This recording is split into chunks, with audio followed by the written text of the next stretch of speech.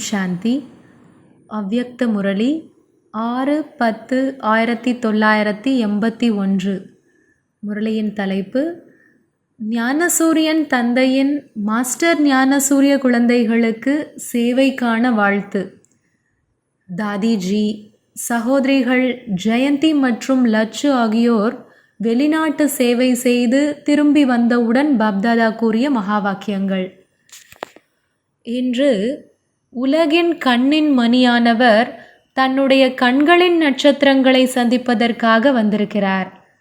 கண்ணின் மணிகளோடு சந்திப்பதற்காக வந்திருக்கிறார். முழு உலகின் பார்வை யார் மேல் இருக்கிறதோ அவருடைய பார்வை யார் மேல் இருக்கிறது? யாரை முழு உலகமும் நினைவு செய்கிறதோ அவர் யாரை நினைவு செய்கிறார்? யாருடைய மகிமையை முழு உலகமே பாடுகிறதோ சுயம் அவரே யாருடைய மகிமையை பாடுகிறார்? அப்படியானால் பெரியவராக யார் ஆனார்? குழந்தைகளா அல்லது தந்தையா? அப்படி பாப்தாதா அந்த மாதிரி கண்ணின் மணிகளோடு சந்திப்பதற்காக வந்திருக்கிறார். எந்த குழந்தைகள் தந்தைக்காக மற்றும் சேவைக்காக தன்னையே அர்ப்பணம் செய்திருக்கிறார்களோ அந்த மாதிரி குழந்தைகளுக்கு பிரதிபலனை கொடுப்பதற்காக பாப்தாதாவும் அர்ப்பணமாகிறார். தந்தையின் எதிரில் இன்று அந்த மாதிரி விலை மதிக்க முடியாத ரத்தினங்கள் இருக்கிறார்கள். அவர் எங்கே இருந்தாலும், உடலால் தூரமான இடத்தில் இருந்தாலும் இன்றைய சபையில் உங்கள் அனைவரின் உடன் இருக்கிறார். தந்தையின் எதிரில் ஸ்தூலமாக அமர்ந்திருக்கிறீர்கள். இன்று யார் எதிரில் தந்தை அமர்ந்திருக்கிறார் என்று தெரிந்திருக்கிறீர்களா? இன்று தந்தையின் எதிரில் தேடி கண்டெடுக்கப்பட்ட மிக பிரியமான, எப்பொழுதும் இதய சிம்மாசனத்தில் அமர்ந்திருக்கும் 9 ரத்தினங்கள் எதிரில் இருக்கிறார்கள். அஷ்ட மற்றும் இஷ்ட ஆத்மாக்கள் எதிரில் இருக்கிறார்கள். எங்களை பாப்தாதா நினைவு செய்கிறார் என்று அவர்களும் தெரிந்திருக்கிறார்கள். திவ்ய தரிசனத்தில் அவர்களும் பார்த்து கொண்டிருக்கிறார்கள். அந்த மாதிரி ரத்தினங்களின் விசேஷங்களை பாப்தாதா எப்பொழுதும் மாலையாக நினைவு செய்கிறார். தந்தை அந்த மாதிரி ரத்தினங்களை பார்த்து என்ன பாடல் பாடுகிறார்? அந்த பாடலை கேட்டிருக்கிறீர்களா? அது எது? பாப்தாதாவின் பாடல் நீளமானதல்ல, மிக சுருக்கமானது. ஆஹா என்னுடைய குழந்தைகளே, ஆஹா என்பதுதான் தந்தையின் பாடலாகும். அப்படியானால் இந்த பாடலை கேட்க முடிகிறதா? எத்தனை தடவைகள் கேட்டிருக்கிறீர்கள்? குழந்தைகள் என்ன பதில் கூறுகிறீர்கள்? தந்தையோ ஒருவர், மேலும் அவருக்கு அநேக குழந்தைகள் இருக்கிறார்கள். அப்படி தந்தை அனைத்து குழந்தைகளின் பாடலை கேட்கிறார். பாடலை கேட்கும் பொழுது மிகுந்த மகிழ்ச்சி ஏற்படுகிறது. சிலர் ஒரு மாதிரியாக பாடுகிறார்கள், சிலர் வேறு மாதிரி பாடுகிறார்கள். எப்படி பாடுகிறார்கள் என்று கூறலாமா? சிலர் ஆஹா பாபா ஆஹா என்று கூறுகிறார்கள். சிலர் ஆஹா என்னுடைய பாபா ஆஹா என்று கூறுகிறார்கள். மேலும் சிலர் ஆம் பாபா ஆம் என்று கூறுகிறார்கள். இன்னும் கூறலாமா? சிலர் வேறு வழி இல்லை என்ற நிர்பந்தத்தில் பாடுகிறார்கள். அப்படி என்ன நிர்பந்தம்? ஏனென்றால் தந்தையை நினைவு செய்யாமல் எதுவுமே கிடைக்காது. எனவே நினைவு செய்ய வேண்டும் என்று தெரிந்திருக்கிறார்கள். ஆஹா பாபா ஆஹா என்ற பாடலை பாடவேதான் வேண்டும். ஒருவருக்கு மனதின் வீணையின் இசை இருக்கிறது, மேலும் இன்னொருவருக்கு வாயின் இசை இருக்கிறது. அப்படி பாப்தாதாவோ பாடலை கேட்பார்தான் இல்லையா? எந்த பாடல் பாடுகிறார்? தந்தை மற்றும் குழந்தைகளின் கதைகளை கூறலாமா என்ன? ஒவ்வொருவருக்கும் அவரவர்களின் கதை இருக்கிறது. அனைத்து கதைகளையும் ஒன்றாக்கினோம் என்றால் எத்தனை ஆகிவிடும்? ஒவ்வொருவரது தினசரி கதை கூட வேறு வேறாகும். அப்படி தந்தை கேட்க வேண்டுமா அல்லது இல்லையா? நீங்கள் அனைவரும் பாபா அங்கே என்ன செய்து கொண்டிருக்கிறார் என்று முறையீடு செய்கிறீர்கள் இல்லையா? அங்கேயும் இதே வேலைதான் செய்கிறார். எவற்றை உடலில் இருக்கும்போது செய்திருந்தாரோ அவற்றையே தற்போது செய்கிறார். சாக்காரத்தில் நேரம் அதிகம் எடுத்தது, மேலும் இப்பொழுது நேரம் குறைவாக ஆகிறது. இன்று விசேஷமாக குழந்தைகள் செய்த சேவைக்கான பிரதிபலனை வழங்குவதற்காக வந்திருக்கிறார். எப்படி குழந்தைகள் அன்போடு சேவையின் பந்தனத்தில் கட்டப்பட்டு இருக்கிறார்களோ அதே போன்று தந்தையும் குழந்தைகளின் அன்பிற்கு கட்டுப்பட்டுள்ளார். ஜெயந்தி சகோதரியுடன் இன்று எங்கே சந்தித்து கொண்டிருக்கிறீர்கள்? இன்று விசேஷமாக பாப்தாதா எங்கே வந்திருக்கிறார்? மதுபனிலோ வரத்தான் செய்கிறார். ஆனால் இது எந்த சபையின் இடையில் சந்தித்து கொண்டிருக்கிறீர்கள்? லண்டனில் விசேஷமாக எங்கே சந்திப்பீர்கள்?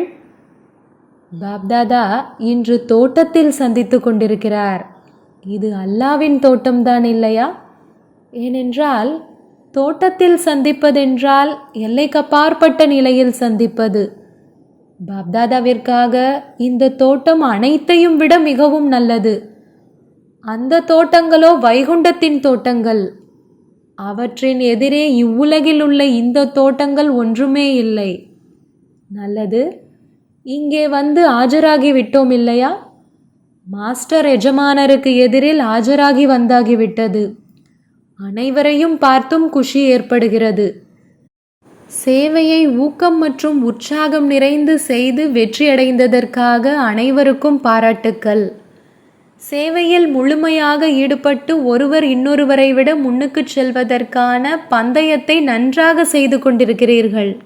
போட்டி இல்லை, பந்தயம் செய்து கொண்டிருக்கிறீர்கள்.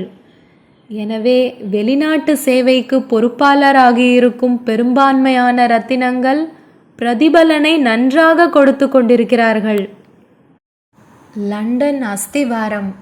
எனவே வருடங்களுக்குள் என்னென்ன சேவை செய்திருக்கிறீர்களோ அதற்கு பலனாக பாப்தாதா எந்த தீபத்தை ஏற்றுவார்?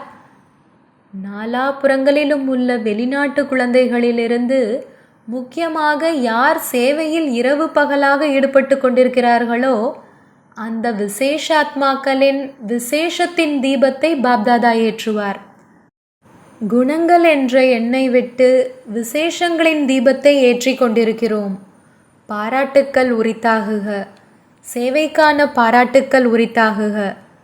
ஹாங்காங்கை சேர்ந்தவர்களுக்கும் இதே பாடலை கூறுங்கள். அவர்களுக்கும் 10 வருடங்கள் ஆகிவிட்டது. இன்று இரு நாட்டவர்களுக்கும் 10 வருடங்களுக்கான வாழ்த்துக்கள். லண்டனில் இருக்கும் நெருக்கமான குழந்தைகள் வெளிநாட்டில் மாஸ்டர் ஞானசூரியனின் சொரூபத்தில் சேவையின் ஊக்கம் உற்சாகத்தின் கிரணங்களை மிக நன்றாக பரப்பிக் கொண்டிருக்கிறார்கள். எனவே ஞானசூரியன் தந்தை மாஸ்டர் ஞானசூரிய குழந்தைகளுக்கு வாழ்த்துக்களை தெரிவித்துக் கொண்டிருக்கிறார்.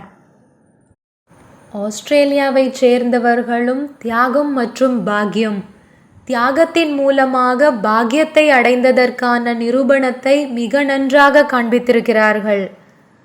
பாப்தாதா ஆஸ்திரேலியாவின் சேவைக்காக பொறுப்பாளராகியிருக்கும் குழந்தைகளுக்கு ஒரே சீராக ஆடாத அசையாமல் இருப்பதற்கான சான்றிதழை வாழ்த்துக்களாக கொடுக்கிறார். அதே போலவே நைரோபியை சேர்ந்தவர்களுக்கும் அவர்களின் விசேஷத்தின் காரணமாக பாப்தாதா வாழ்த்துக்கள் தெரிவிக்கிறார். அது என்ன விசேஷம்? மிக உணர்வு பூர்வமாக தந்தை மற்றும் தந்தையின் சேவையில் ஈடுபடுவதில் மிக நல்ல குழந்தைகள்.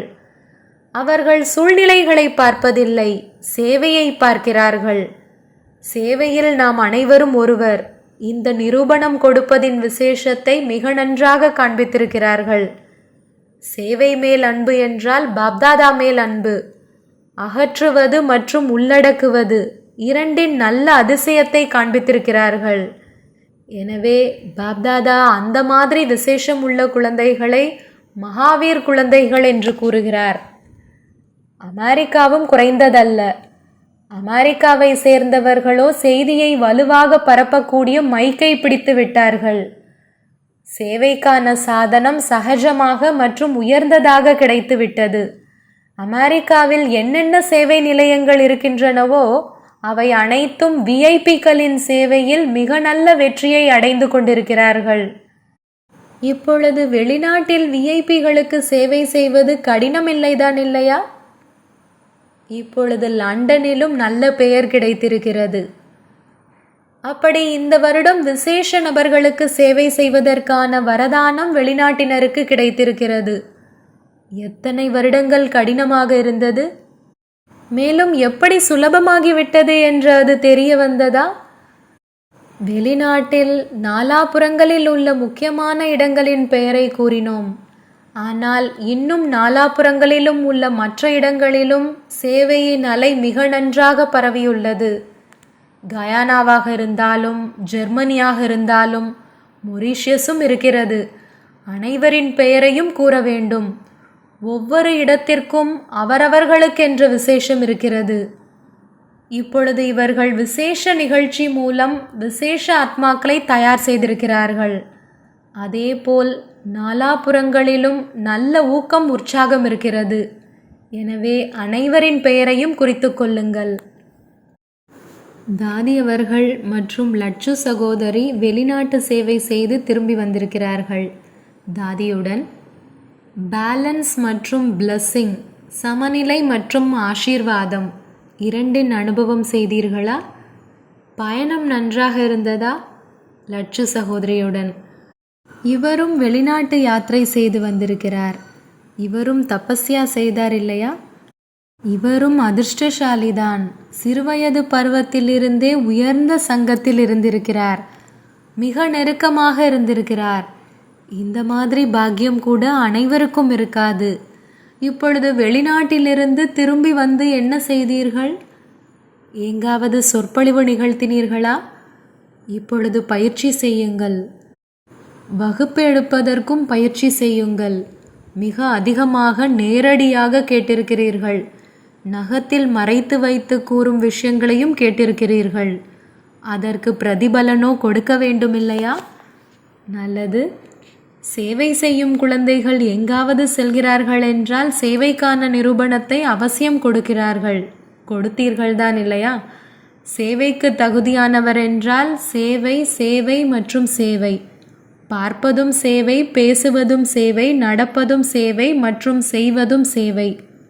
3 படங்களை காண்பிக்கிறீர்கள் இல்லையா? தீயதை பார்க்காதீர்கள், தீயதை பேசாதீர்கள், தீயதை கேட்காதீர்கள் காண்பித்தீர்கள். இங்கே ஆம் என்று கூறுபவர்கள் இருக்கிறார்கள். அப்படி இந்த 3 விஷயங்களில் அவர்கள் இல்லை என்று கூறுகிறார்கள். இங்கே ஆம் என்று கூறுகிறார்கள். இதைத்தான் சேவைக்கு தகுதியானவர் என்று கூறுவது. அப்படி சேவைக்கு தகுதியானவரின் படமாக என்ன ஆனது? சேவை செய்வது மிக நன்றாக இருந்ததுதான் இல்லையா? ஒவ்வொரு ஸ்தானத்தின் விசேஷங்களினால் சம்பன்னம் ஆகி நாலாபுறங்களிலும் சேவையில் முழுமை நிலை வந்துவிடும். எனவே இந்த அனுபவமும் நன்றாக இருக்கிறது. யமுனை நதிக்கரையும் வந்திருக்கிறது டெல்லி குரூப். மேலும் கூடவே யமுனை நதிக்கரையில் நாடகம் செய்பவர்கள் கர்நாடகாவும் வந்திருக்கிறது. பாம்பேயோ அதிகப்படியாக வந்துள்ளது. நல்லது. யமுனை நதிக்கரையும் இருக்கிறது. மேலும் யமுனை நதியின் நடுவில் தோட்டமும் இருக்கிறது. அப்படி அதன் நடுவில் பாப்தாதாவுடன் சந்தித்து கொண்டிருக்கிறீர்கள். இருந்தாலும் சேவைக்கான அஸ்திவாரமோ டெல்லி. மேலும் அனைவரும் சேவைக்கான கால்களை பதித்ததும் டெல்லியில்தான். பெரும்பான்மையான மகாரதிகள் சேவைக்காக டெல்லியில் கால் பதித்திருக்கிறார்கள். நல்லது. டெல்லி என்ன செய்ய வேண்டும் என்று பின்பு கூறுவோம். இன்றோ தோட்டத்தில் பேசிக்கொண்டிருக்கிறோம் இல்லையா? அந்த மாதிரி விளையாட்டில் விளையாட்டை பார்க்கக்கூடிய, ஹிந்தியில் கேலா மற்றும் சந்திப்பு, ஹிந்தியில் மேலா, இரண்டையும் அனுபவம் செய்யக்கூடிய விளையாட்டு மற்றும் சந்திப்பு இரண்டையும் அனுபவம் செய்யக்கூடிய, எப்பொழுதும் தந்தையின் குணத்தின் மகிமை பாடக்கூடிய, கூடவே தன்னை தந்தைக்கு சமமாக மாஸ்டர் குணம் நிறைந்தவராக ஆக்கக்கூடிய, எப்பொழுதும் உலகின் நற்சிந்தனையாளர், எப்பொழுதும் உலகிற்கு நன்மை செய்யக்கூடிய விஸ்வ கல்யாணக்காரி, அந்த மாதிரி சிரேஷ்ட ஆத்மாக்களுக்கு பாப் தாதாவின் அன்பு நினைவுகள் மற்றும் நமஸ்காரம். தீதி அவர்களுடன் பறக்கும் பறவையாகி சேவையின் பங்கை செய்து கொண்டே தன்னுடைய ஓய்வு ஸ்தானத்தில் வந்து சேர்ந்து விட்டீர்களா? சுருக்கமான மற்றும் இனிமையான பயணமாக இருந்ததா? குழந்தைகளின் தைரியம் மற்றும் சேவையின் ஊக்கத்திற்காக பாப்தாதாவும் அர்ப்பணமாகிறார். குழந்தைகளின் தைரியம் மற்றும் சேவையின் ஊக்கத்திற்கான மனதைரியமானது மருந்தின் வேலையை செய்து விடுகிறது. எத்தனை பேர்களுக்கு ஆசீர்வாதம் கொடுத்தீர்கள்? இப்பொழுது விசேஷ ஆத்மாக்கள் உங்களுடைய பங்கே ஆசீர்வாதம் கொடுப்பதுதான். கண்களினாலானாலும் சரி, நெற்றியின் மணியின் மூலமாக இருந்தாலும் சரி, பேசுபவர்களோ அதிகம் இருக்கிறார்கள். ஆனால் இப்பொழுது நீங்கள் அனைவரும் செய்ய வேண்டிய காரியம் ஆசீர்வாதம் வழங்குவது. எப்படி சாக்கார பாபாவை பார்த்திருக்கிறீர்கள்? இறுதி கர்மாத்தீத் நிலையின் பங்கு என்னவாக இருந்தது? ஆசீர்வாதம் கொடுப்பது. சமநிலையின் விசேஷமும் இருந்தது மற்றும் ஆசீர்வாதத்தின் அதிசயமும் இருந்தது. நீங்களும் தந்தையை பின்பற்றி நடங்கள். இதுதான் மிக சுலபமான சேவை. கூடவே சக்திசாலியானதும் இதுதான். பொதுவாகவே எந்த ஒரு பொருள் சக்திசாலியானதாக இருக்கிறதோ அது எவ்வளவு சக்திசாலியானதோ அந்தளவே அதனுடைய ரூபத்தில் மிக சிறியதாக இருக்கும். எப்படி விதை சக்திசாலியாக இருக்கிறது, ஆனால் விதை எவ்வளவு சிறியதாக இருக்கிறது? அணு சக்திசாலியானது, எவ்வளவு சிறியதாக இருக்கிறது? அதேபோல் ஆத்ம நினைவிலிருந்து ஆசீர்வாதம் கொடுப்பது, இதுவும் மிக சுலபமானது மற்றும் சக்திசாலியானது. நேரமும் குறைவு, கடின உழைப்பும் குறைவு மற்றும் ரிசல்ட் அதிகம். மேலும் அதுவும் அதிக காலத்திற்காக. இந்த நேரம் கேட்டீர்கள், உடன் அந்த நேரமே மறந்தீர்கள் என்று அப்படி இல்லை. அனுபவமாகி விடுகிறது இல்லையா? அப்படி சக்திசாலியான ஆத்மாக்கள் உங்களுடைய இந்த நேரத்து சேவை ஆசீர்வாதம் கொடுப்பது. ஜெயந்தி சகோதரியுடன் உங்களில் எத்தனை ஆத்மாக்கள் நிரம்பியிருக்கிறார்கள்? இன்று எத்தனை ஆத்மாக்கள் உங்களில் நிரம்பியிருக்கிறார்கள்? சேவையில் மிக நன்றாக வேகமாக முன்னேறியிருக்கிறீர்கள். ஆத்மா உங்களுக்கு குடும்பத்தின், ஆன்மீக குடும்பத்தின், பரலோகத்தின் ஆக மூவர்களின் வாழ்த்துக்கள் கிடைத்திருக்கிறது. உங்களுடைய பங்கை மிக நன்றாக செய்து கொண்டிருக்கிறீர்கள். அனைவராலும் விரும்பப்படுபவர்தான் இல்லையா? இந்த விஷயத்தின் நினைவின் காரணமாக தான் உங்கள் வாழ்க்கையில் வெற்றி இருக்கிறது. சேவையின் வெற்றிக்கான ஆதாரமே செய்பவர் செய்விப்பவர் தந்தையின் நினைவிருப்பது. எனவேதான் பாதுகாப்பாகவும் இருக்கிறீர்கள், மேலும் வெற்றியும் அடைந்து கொண்டிருக்கிறீர்கள் இல்லையா? தந்தையை பின்பற்றி நடந்தீர்கள், ஆனால் பொறுப்பாளர் ஆகியிருக்கும் தன்னுடைய தாதியையும் பின்பற்றி நடந்தீர்கள். குணங்களை பின்பற்றினீர்கள், மிக நல்லதுதான். ஜனக்கிற்கு விசேஷ அன்பு கொடுங்கள். அவருக்கும் உடனடி பலனாக நோயற்ற உடல் கிடைத்திருக்கிறது. உடல் காய கல்பத்தரு ஆகிவிட்டது தான் இல்லையா? பொதுவாக கயானாவின் அஸ்திவாரத்தின் ஆதாரத்தில் அமெரிக்காவின் விஐபிக்கள் உருவானார்கள். அமெரிக்காவின் அஸ்திவாரமும் கயானாதான். வெளிநாட்டில் முதல் நம்பர் விஐபி தம்பதியினர் கயானாவை சேர்ந்தவர்கள்தான். எனவே மிக மிக அன்பிற்குரியவர்கள். இருவர்களின் சேவையில் விசேஷம் இருக்கிறது. ஒருவர் இன்னொருவரை விட முன்னால் இருக்கிறார். அந்த மாதிரி 1000ல் ஒருவர்தான் மலராக இருப்பார்கள்.